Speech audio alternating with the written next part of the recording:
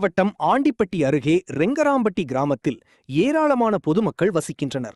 இந்த நிலையில் கிராமத்தில் உள்ள காளியம்மன் கோயில் அருகே சட்டவிரோதமாக 24 மணி நேரமும் கள்ளச்சந்தையில் மது விற்பனை மற்றும் கஞ்சா விற்பனை நடைபெற்று வருவதாக கூறி ஊர் பொதுமக்கள் தேனி மாவட்ட ஆட்சியர் அலுவலகத்தில் புகார் மனு அளித்தனர். கள்ளச்சந்தையில் மது வாங்கி குடிக்கும் மதுப்பிரியர்கள் கிராமத்தில் உள்ள பெண்களை தகாத முறையில் பேசி அச்சுறுத்தலை ஏற்படுத்தி வருவதாகவும், இதுகுறித்து காவல் நிலைய புகார் அளித்தும் இதுவரை நடவடிக்கை எடுக்கப்படவில்லை என்று கூறி சுமார் 100க்கும் மேற்பட்ட கிராம பொதுமக்கள் தேனி மாவட்ட ஆட்சியர் அலுவலகத்தில் புகார் மனு அளித்தனர்.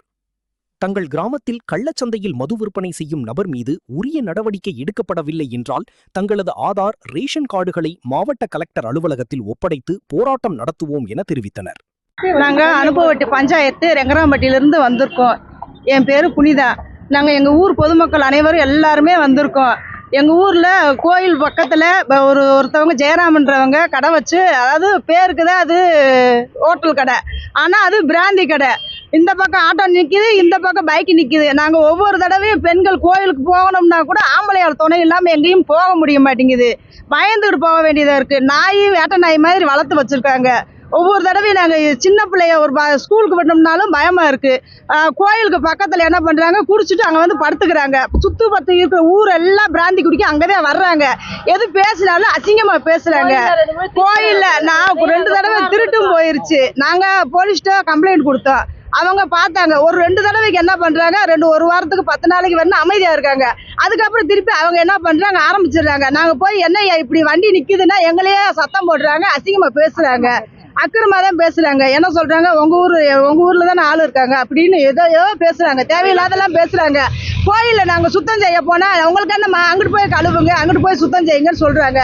விட்டா என்ன பண்ணுறாங்க, ஒரு தடவைக்கு அவங்க வர்றப்ப ஒரு சிம்பிளாக ஒரு கடை வச்சுருந்தாங்க. இப்போ பெரிய கடை வச்சுருக்காங்க. அந்த இடத்த பூரா சுற்றி அவங்களே வளைச்சி வச்சுக்கிட்டாங்க. ஆக்கிரமிப்பு அதிகமாக பண்ணி வச்சுருக்காங்க. மேக்கலா வெட்டிக்காரவங்க எங்கள் ஊருக்காரவங்களே கிடையாது.